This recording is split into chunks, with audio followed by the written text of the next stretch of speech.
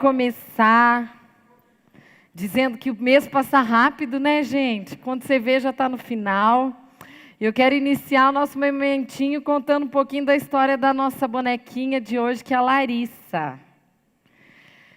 Eu não sei por qual razão, mas quando eu estava elaborando e pedindo que Deus instruísse esse momento para fazer o tema da nossa palestra de hoje, por incrível que pareça, me vieram na mente muitas mulheres que foram traídas. E me veio uma delas, óbvio que o nome é fictício, mas eu me lembrei de uma história de uma menina, de uma mulher,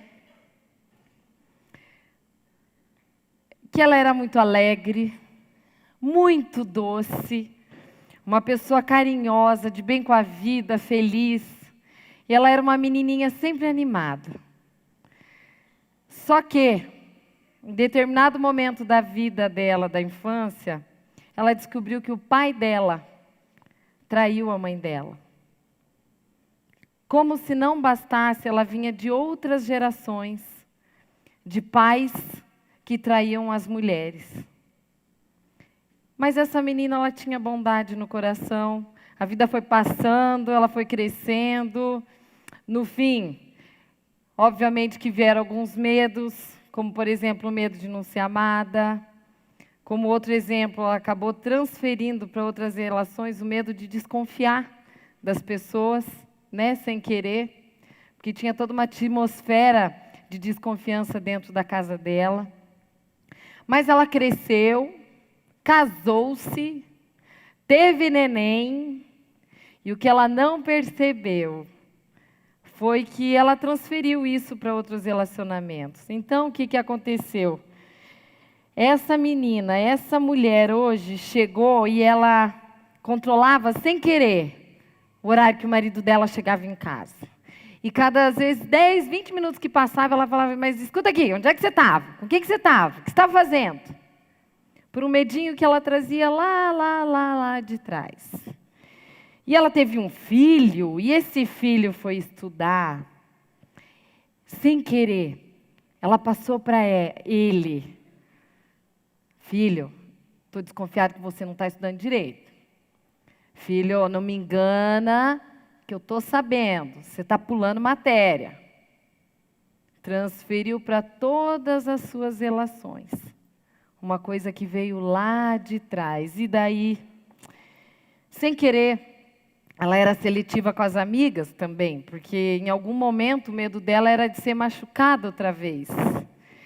E até com a Tata lá da casa, que às vezes ela olhava e aquela desconfiança fazia ela ficar assim: ai meu Deus, mas eu estou achando que ela não limpou o que deveria ter limpado hoje, isso me deixa pé da vida. E sem a gente saber, muitas das coisas que nos machucam, elas acabam sendo estendidas ao longo da vida, com outros personagens, com outras pessoas, e a história, sem querer, vai se repetindo. Espero que você não tenha nenhuma vivência ou alguma relação, porque é muito doído alguém que vive uma história de vida onde existe traição na casa de uma pessoa. Mas certamente a vida não nos poupa de dissabores. E com certeza você deve ter vivido outros. Quais serão que são os seus? Às vezes, você recebeu bullying quando você era pequena. Às vezes você teve uma mãe assim, um pai assado.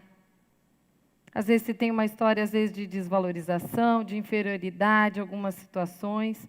E que à medida que os dias, a vida vai passando, a gente vai deixando tudo aquilo meio afogadinho, debaixo do tapete. Só que em algum momento, existe a necessidade de parar tudo e simplesmente olhar. Olhar para aquela dor, olhar para aquele machucadinho e olhar para aquela ferida. Existe cura? Com certeza.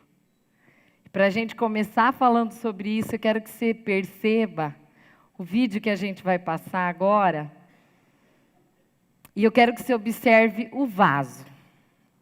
vão ter alguns relatos de algumas pessoas, mas eu quero que você realmente preste atenção, porque nós somos exatamente semelhantes àquele vaso do vídeo que vocês vão ver agora. Vamos acompanhar?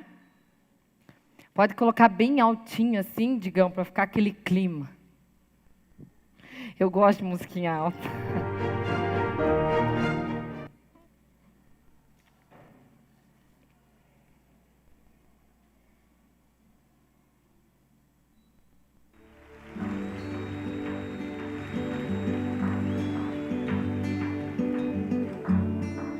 Acho que um pouquinho mais alto. Eu sou aquela menina. Eu acreditei que o amor daquele homem era verdadeiro. Aos poucos, ele me afastou dos meus amigos, da minha família. E eu pensava que eles não gostavam do nosso relacionamento porque não queriam a minha felicidade. E eu entreguei a ele tudo que eu tinha de mais precioso. Até o dia em que descobri que eu não era o grande amor da vida dele. Eu era apenas uma de mais 3. Teu amor me desfaz, teu amor me refaz,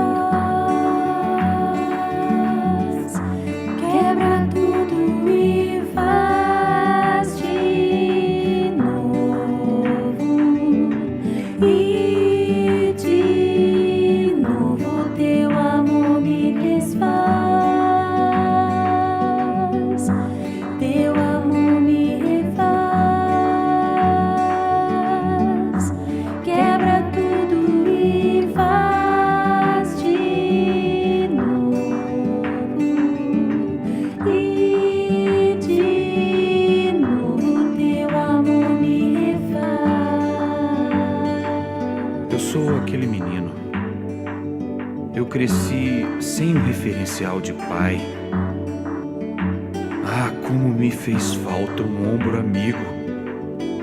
Alguém importante que pudesse me ensinar aonde ir. O que fazer, alguém que estivesse ali por mim. Eu me senti abandonado, rejeitado, sem chão, sem valor. Por quê? Por que comigo? Eu era tão pequena. Por que ele me tocou assim? Me desfaz, Eu me senti tão suja, teu amor me refaz, tão desprezível, indigna, quebra tudo e tão usada. faz de novo. Oh, Deus! E de novo teu amor me desfaz, Onde o Senhor estava quando aquilo acontecia comigo? teu amor me refaz, quebra tudo e faz de novo, e de novo teu amor me refaz. Eu sou aquela mulher. Eu me lembro do dia em que o médico me disse: você tem apenas 3 meses de vida. E agora, meus sonhos, tudo que eu construí, o que eu fiz para merecer tudo isso? Eu sou aquele homem muito religioso. Para mim, tudo tinha que estar perfeito. Na minha casa, todos tinham que andar na linha. Eu era muito rígido, comigo mesmo e principalmente com os outros. Até que um dia, eu caí. Teu amor me desfaz, Eu caí. teu amor me refaz, quebra tudo e faz de novo, e de novo teu amor me desfaz, teu amor me refaz,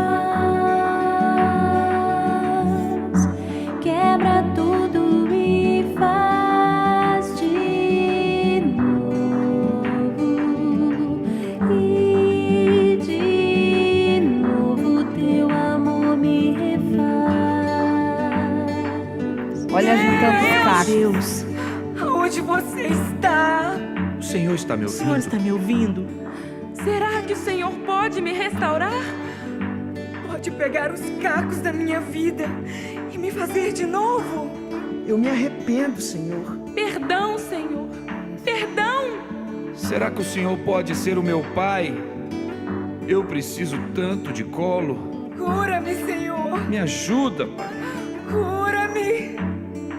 Será que o Senhor pode me tocar e lavar o meu coração, curar minhas emoções e me restaurar completamente?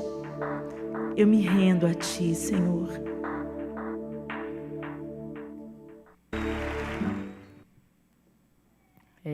Histórias diferentes, né? O teu amor me refaz. Eu estava lendo esses dias uma frase que me chamou a atenção, que dizia: existe tempo para matar e existe tempo para curar. Quando você é machucada, a gente fica totalmente em caquinhos. Tudo que a gente sonhava, todas as expectativas, todas as construções mentais que a gente faz em torno de um sonho, elas ficam suspensas ou até desconstruídas por um tempo. O tempo já diz, tempo de matar aquilo que eu acho que era mais precioso para mim. Mas existe também o tempo de curar. A gente está num momento que todo mundo é alérgico a tudo que demora. E tudo tem que ser muito rápido. E tudo é para ontem. E se feriu, tem que resolver, tem que consertar, tem que fazer a coisa, processar rápido, que tem mais o que fazer. Só que as dores emocionais, elas não fluem no mesmo tempo que a tecnologia funciona. Quando eu leio que existe um tempo para curar, eu subentendo que existe um espaço temporal que vai levar um tempo para ser processado algumas coisas, até que ele se cumpra o ciclo final do qual ele está proposto a se cumprir. Por isso que o título dessa nossa conversa de hoje é: a cura é um processo. Muitas dores da tua infância, você nem sabe às vezes se foi curada. Muitas coisas que talvez estejam acontecendo com você agora, que você acha que curou há um mês atrás, às vezes nem está tendo tanto tempo, né, em processo ainda de cura. As coisas ainda estão acontecendo, mas esses dias eu estava cozinhando, queimei minha mão, e aí eu percebi, durante o processo de cura daquela queimadura, eu percebi que a cura física, ela exerce uma mesma regra que a cura emocional.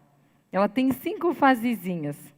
A primeira é que dói, né? É a hora que você machuca, é a hora que você entra em contato com aquilo que queima, aquilo que dói. Eu vou pegar o exemplo da nossa bonequinha aqui, da Larissa. É a mesma coisa da dor da traição, né? Você recebe a notícia, pá, aquele teu mundo acaba. A dor vem. O mal-estar, as sensações físicas, tudo acontece.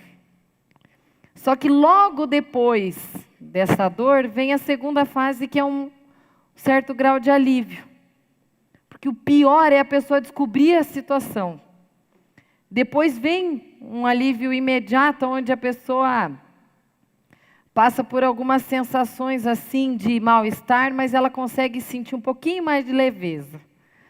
E aí, pegando o exemplo da traição de novo, o que acontece? A mulher começa a funcionar muito bem sexualmente, o homem começa a ser um pouquinho mais carinhoso, e a gente tem uma falsa sensação, ou uma real sensação, de que aquilo está sendo aliviado. Só que daí nós chegamos na terceira fase. Aqui é a fase do tratamento, que é a hora que você tem que tratar literalmente aquele machucadinho que ficou instalado e que de alguma maneira te deu um sentido. Só que aqui acontecem os problemas, sabe por quê? Porque é aqui que você vai ter que montar a história, quebrar as pecinhas, colar. É a mesma coisa que você ir numa palestra, ir num congresso, alguma coisa, aí você sai renovada, você fala, ai meu Deus, eu vou sair diferente do jeito que eu entrei, aquela história toda. Daí você chega em casa, o teu marido não está com a mesma soma de informações que você, ele chega em casa e te olha com aquele olhar do passado, e ele faz um comentário que te estraga a noite. Você veio toda renovada e aquilo lá te desmonta. E é assim que acontece. Às vezes você está querendo melhorar como mãe, como esposa, como uma trabalhadora, sei lá, e aí vem alguma situação onde que parece que invalida tudo que você está fazendo para melhorar. Por isso que a gente diz que essa é a fase do tratamento. E é muito fácil a gente preferir nem tratar, a gente pega e volta.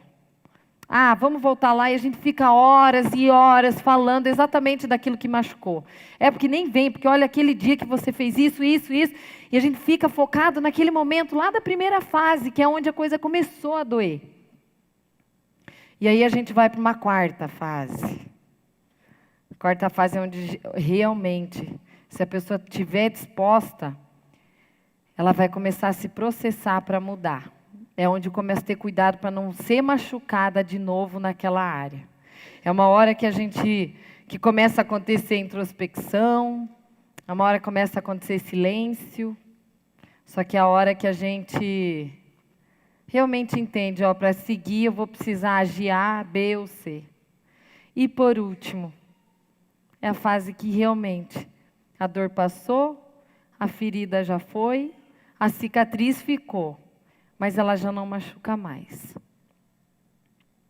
Só que para isso a gente precisa passar obrigatoriamente pelo processo de cura.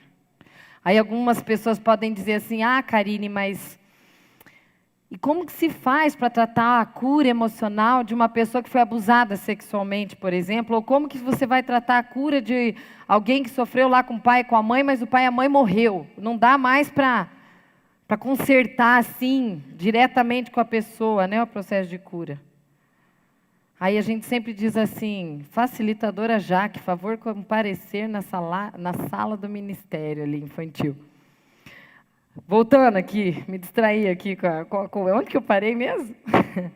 Onde que eu parei? Onde que eu parei? Ah, como é que você faz quando é um tipo de trabalhar esse tipo de cura? Aí você usa os rituais de carta. Você fazer esse processo de cura, fazendo uma carta para a pessoa, isso é extremamente salutar emocionalmente para a pessoa ir elaborando todos esses processos. Aí você vai falar, mas você não sabe o que eu estou passando. A situação minha é muito difícil, eu duvido que vai ter uma situação onde a gente vai ter realmente a possibilidade de cura. Gente, grava o seguinte, toda vez que você for machucada, você vai passar obrigatoriamente por 2 processos. O primeiro deles é que sempre vai ter uma pessoa, uma voz, que vai duvidar daquilo que você está tentando investir. Vamos ao exemplo. Você está tentando melhorar como esposa, o seu marido vai chegar sem querer numa briga e vai comentar com você que você não melhorou em nada. Algo que te enfraquece. Ou você está tentando melhorar como mãe, aquele filho fala que você é a pior mãe do mundo. Aquilo te deixa para baixo. Ou do exemplo da pessoa que foi traída, vai chegar uma amiga bem querida e vai falar assim, ah, mas você sabe como é que é, né? Todo homem trai, e você que estava decidida a continuar e lutar por aquele casamento, você fica arrasada porque você começa realmente a ter que lidar com aquelas dores toda hora. E a segunda coisa que você tem que passar, definitivamente, é você confiar novamente que você não precisa passar por aquela dor. É acionado um monte de defesas nossas quando você sente medo. Sem perceber, a gente se torna uma pessoa que a gente não é, para ter que lidar com alguma coisa que um dia machucou. Mas vale a pena o reinvestimento disso. Só que quando você fala em cura, não tem, até hoje, inventado um método tão eficaz para trabalhar a cura emocional de uma pessoa do que você realmente se concentrar na possibilidade de achar que a tua vida espiritual ela é resposta para a tua cura emocional. Não adianta, você pode fazer milhares de anos de terapia. Vai te ajudar psicologicamente. Você pode se tratar todo o sentido físico, indo em todos os médicos, se você tem algum problema. Aquilo vai te ajudar fisicamente. Mas uma dor emocional, ela só tem eficácia completa, porque ela consegue atingir todas as esferas de um ser humano quando você realmente para e pede para que Deus te ajude a esclarecer e a processar esse período e essa ferida dentro de você. Tem um exemplo de uma pessoa que ela foi abusada sexualmente e é tão engraçado que ela viveu uma experiência real pedindo para que Deus curasse o coração dela, que ela não carrega nenhum traço de uma mulher que foi abusada. Um dos sintomas que uma pessoa tem quando ela foi abusada é que ela geralmente, quando casa, ela desqualifica o parceiro que ela casou. Não porque ela quer, mas porque lá atrás alguém o abusou. Então ela cria uma crença que ela tem que ficar sempre alerta com a figura masculina e ela não relaxa. Então, sem querer, ela acaba despotencializando. Se ela não trata isso, vira um estresse no casamento. E essa mulher, ela pedia, e ela realmente viveu esse processo de cura, a tal ponto que eu acho que ela é uma das maiores fãs do marido dela, tanto que ela fala daquele marido. E eu estou falando desse exemplo porque se você quer saber se um dia você foi absolutamente curada em todas as tuas emoções, de todas as feridas que você passou, uma das formas de você saber é que você não vai ter sintomas ou rastros daquela história na tua vida. Você só vai ter a lembrança, que te lembra com a marca dessa cicatriz. Por isso que a gente tem que processar e entender que a cura ela é um processo que pode durar 1 mês, 4 meses, 8 meses, 2 anos, 5 anos, eu não sei. Mas não dá para ter urgência, mas também não dá para parar de não olhar para ela. Enquanto você não estiver decidida a arrancar todas as coisas que tem lá de dentro, de tudo que você já passou que não foi legal. Eu me lembro que eu vivi 3 momentos, nem vou contar aqui porque nem é o foco da coisa, mas eu vivi 3 momentos de cura espiritual na minha vida. E um deles foi com a minha filhinha, que durante 1 ano, quando fala de filha, a coisa pega na gente, né? Durante 1 ano, a minha terceira filhinha não dormia. E eu estava exausta, porque daí eu ficava com as outras 2 pequenas durante o dia e à noite eu atendia a menorzinha e eu não conseguia dormir também, então eu fiquei assim 1 ano bem cansada. E eu lembro que em fevereiro a gente foi para um feriado numa fazenda lá num sítio e eu tinha ficado o dia inteiro com ela não estava legal e ninguém sabia dizer o que ela tinha. Eu lembro que eu saí correndo, andar assim na estradinha lá de terra que tinha. Eu falei, Deus, por favor, eu preciso saber porque eu não tenho mais o que fazer por ela. Eu preciso saber aonde que eu vou. Eu desejo uma cura para minha filha.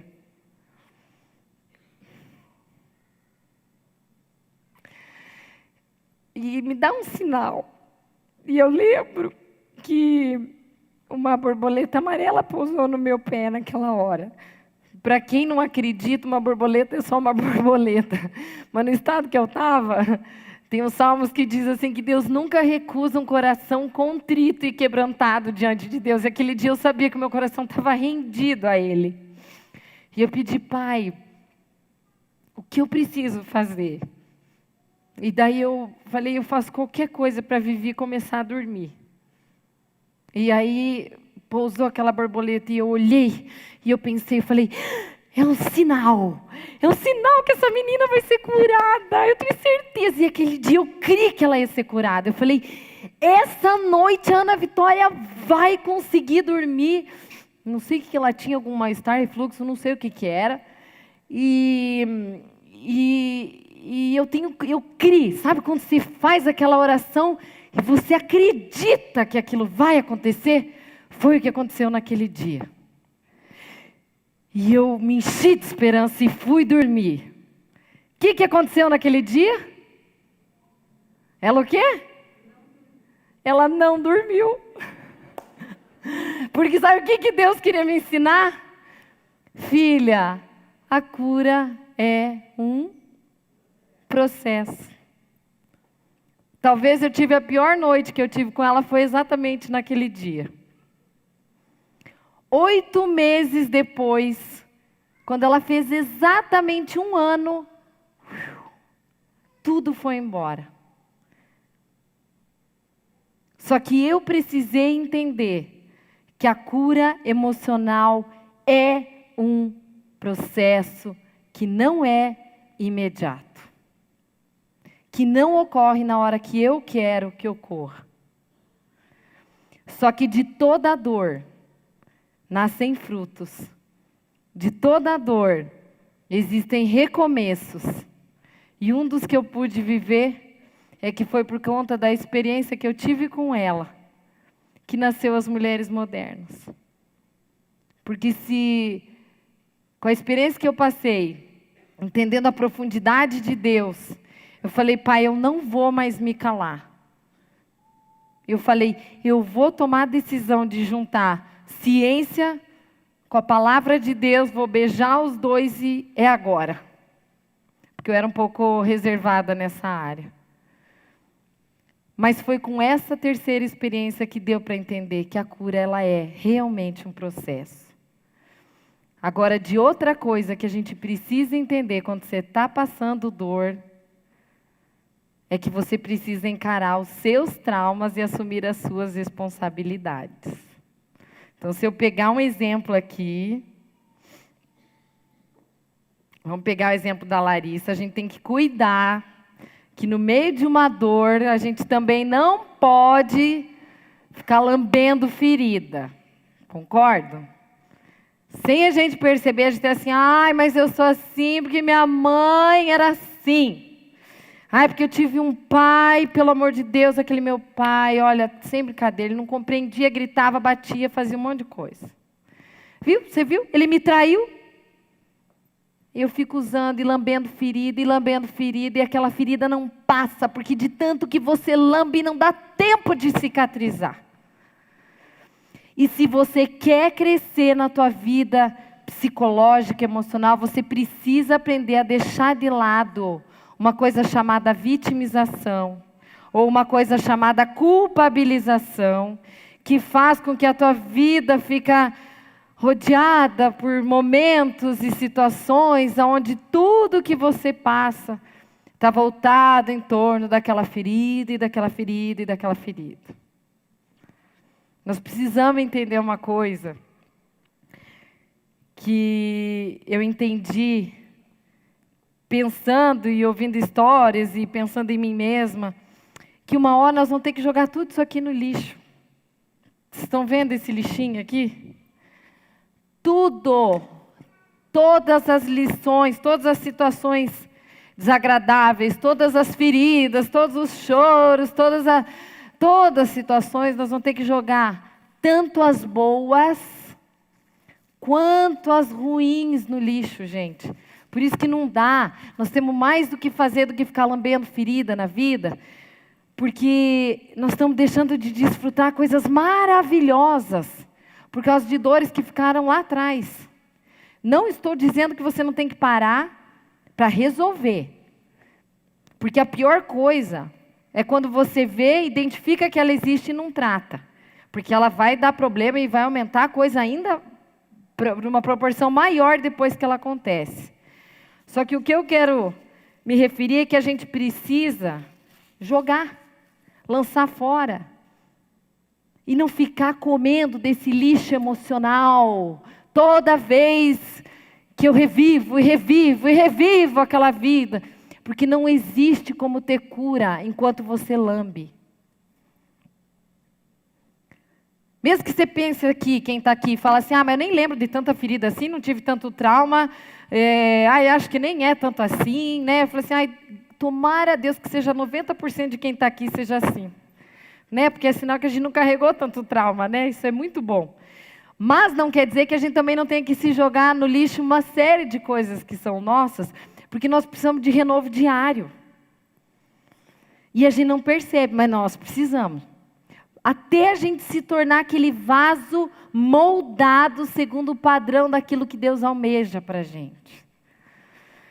E tem que ser assim. Esses dias eu estava... Foi num sábado de calor, a gente tinha levado as crianças num Pesque Pague. Daí estava aquele sábado tão gostoso, a gente passou aqui na frente da pracinha, a gente ama vir aqui na pracinha, andar de bicicleta. Aí as crianças queriam descer, e o Adriano falou assim, vamos para casa, que eu queria que você fizesse uma comidinha para nós hoje. Eu não queria. Sábado, calor, fazer janta, né, tipo, total sem vontade. Aí eu... Tipo assim, para dar aquela ênfase do tipo, não vamos jantar em casa, eu ainda falei assim, tá bom, eu faço arroz com abobrinha.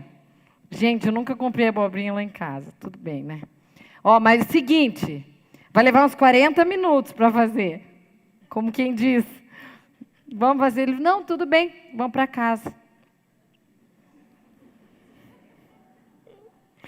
Cheguei em casa... Comecei a cortar minha cebola, né? Sábado de noite. Eu pensando assim, a mulher sábia trabalha com as mãos e ela não come o pão da preguiça. Eu falei, eu vou ter que ser moldada. Eu preciso ser moldada. Eu ainda não estou moldada do jeito que Deus quer que eu seja moldada. Aí eu comecei, né, para tirar sarro de mim mesma, eu comecei a cantar. Quebra tudo e faz de novo, né? Que nem a música aqui, porque é o que eu pedi para Deus. Eu falei, Deus, quebra, mas me desmonta, e me refaz, e me refaz, e me refaz a cada dia, porque eu desejo ser o vaso na mão do oleiro. E para isso eu preciso estar disposta com que Deus me quebre. Só que a gente sempre se acha certa, né? Eu queria ficar aqui na pracinha, sábado à noite. Mas eu arrasei na janta, gente.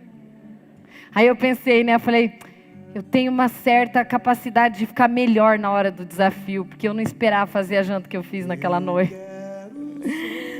E uma coisa que me ocorre é que eu lembrei agora, né? Fugindo um pouco, eu lembrei da história de um mocinho, de um papai que teve um circo agora, né? Qual o nome do circo que veio para cá agora, uns dias atrás? Tiane.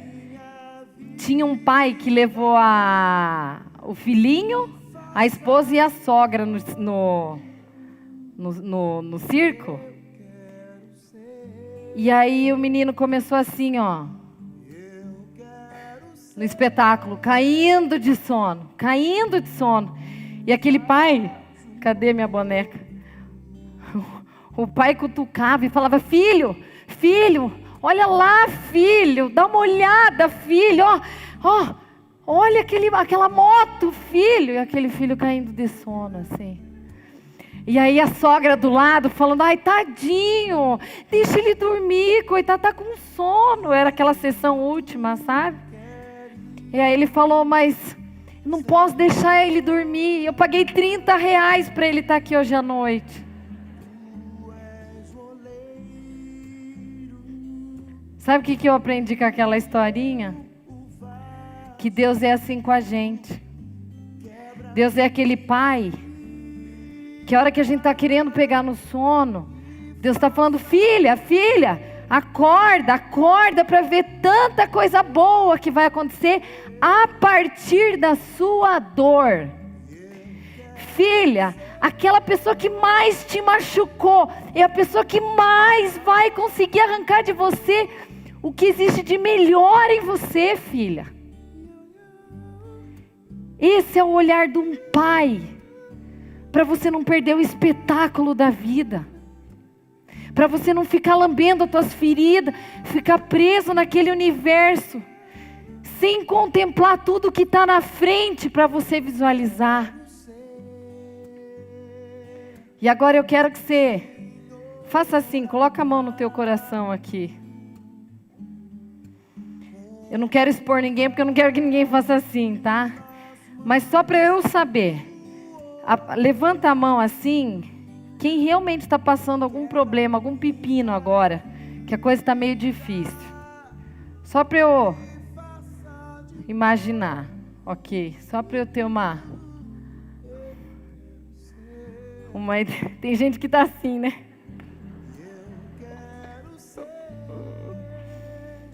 Eu quero ler algo para você. Digão,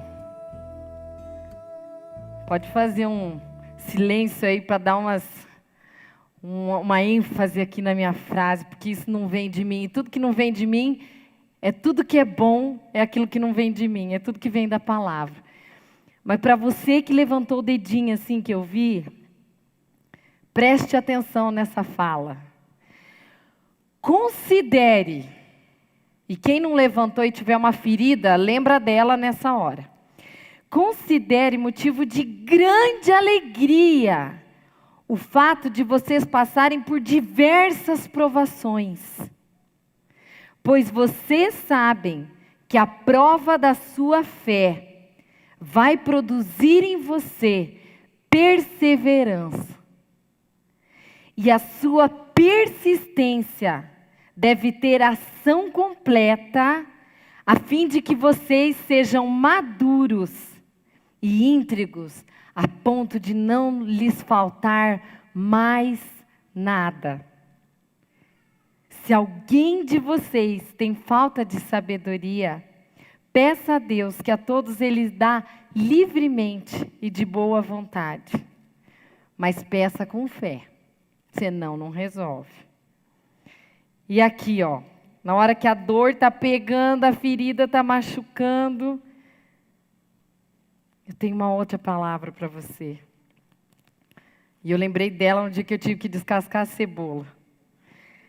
Nenhuma disciplina parece ser motivo de alegria no momento, mas sim de tristeza.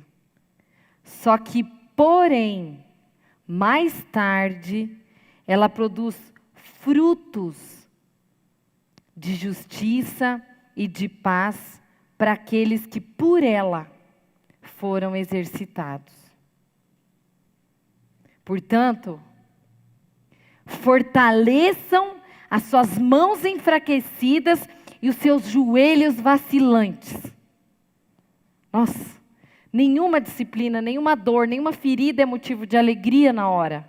Só que mais tarde, se você estiver disponível para ser exercitado por Deus, para você se tornar aquele vasinho que Ele quer te moldar, mais tarde vai produzir paz para a tua casa, para você e para os membros da tua família.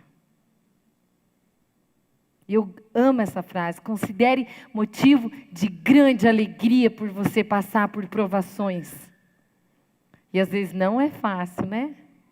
Só que se não for essas experiências, inclusive para você, mulher que descobriu que há 11 anos o teu marido te trai, não é, eu não estou recebendo revelação nenhuma, tá, gente? Não se preocupe, porque eu estou falando porque eu sei aqui, porque é alguém que eu conheço. Estou olhando para aquela pessoa agora.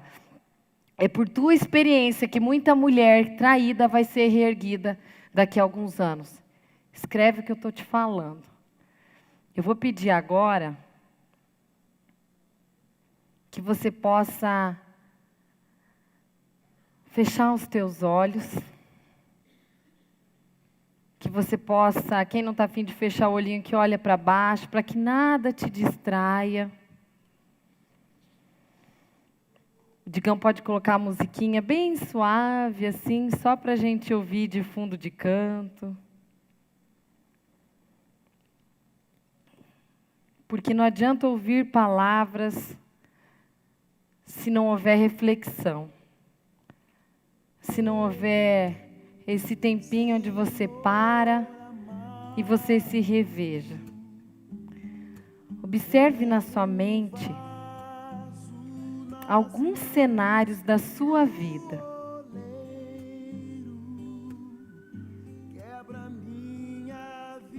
Escolha, talvez, a mais difícil delas. Uma que provavelmente você já superou.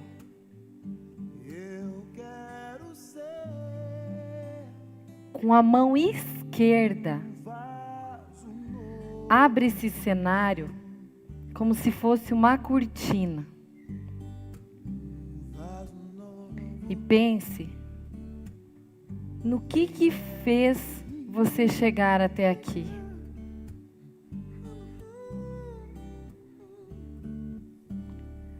Qual qualidade sua ajudou você a suportar tanta pressão naquela hora? Foi o desejo de superar? Foi a esperança em achar que um dia tudo ia melhorar? Foi suas competências? Foi sua fé?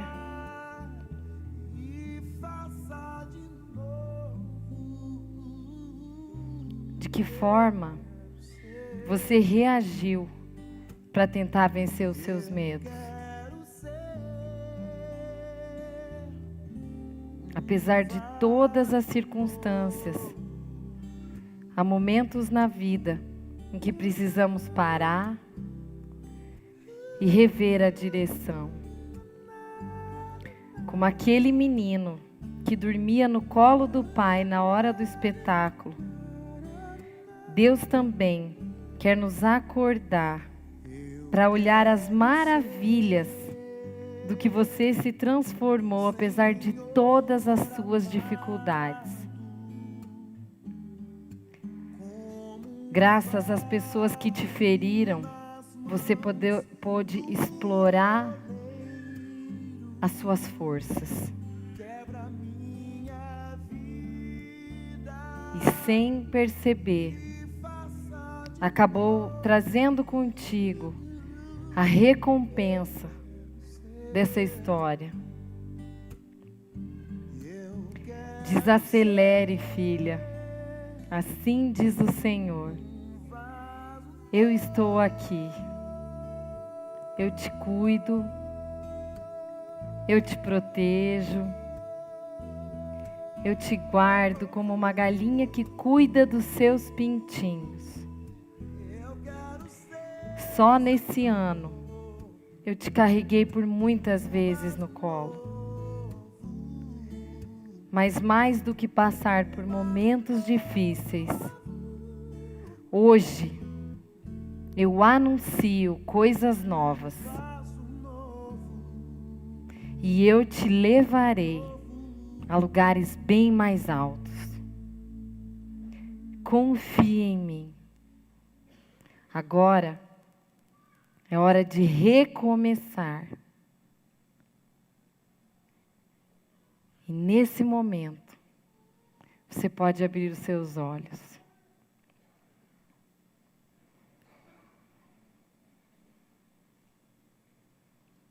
Eu desejo honestamente que para quem está com as suas feridas abertas, que você grave que a partir de hoje será iniciado um processo de cura. Aí, se tiver difícil, você lembra lá, que eu esperei mais 8 meses para receber a cura lá da menininha. Só que eu não quero deixar você embora sem antes eu presentear vocês, simbolicamente, com uma coisa muito esquisita. Dá uma olhada aqui. Com certeza vocês acharam estranho. O que é isso aqui? É salada, mas isso aqui, gente, foi... Vocês estão falando salada, mas eu queria simbolizar com ervas amargas. Sabe por quê? Porque esse foi um ritual que Deus fez com o povo dele. O povo que Deus tinha escolhido passou por uma dificuldade muito difícil e eles tiveram que sair, ficaram caminhando no deserto por longos anos, até que eles chegassem na terra que Deus prometeu que ia dar para eles. E quando chegou o dia, eles foram comemorar a Páscoa. E naquele momento Deus deu um ritual, Deus deu uma estratégia, Deus deu uma direção para que eles pudessem celebrar aquele momento depois de ter passado todas aquelas dificuldades, dores que tinham sido reveladas a eles nesse caminho. Deus falou: eu vou pedir para vocês comerem um cordeiro, mas que vocês não machuquem o ossinho dele. Eu vou pedir que vocês comem pães asmos, que são pães sem fermento. Subentendo eu, que é para vocês acharem que vocês não são nada, que a gente não é nada e que a gente não faz nada. Mas a parte que me chama a atenção, porque eu gosto da Bíblia naquelas partes que ninguém fala, sabe? Eu me atraio por aquelas palavras que eu nunca ouvi alguém falar sobre elas, é naquelas que eu me pego. E eu gravei aquela palavra, ervas amargas, e foi por isso que eu quero fazer esse ritual hoje com vocês. Eles falaram assim, ele disse: comam ervas amargas. E de alguma forma, eu penso que a erva amarga é uma forma de vocês se lembrarem que foi Deus que tirou vocês da angústia. Que foi Deus que tirou vocês, que secou as lágrimas. Que foi Deus que restaurou cada ferida.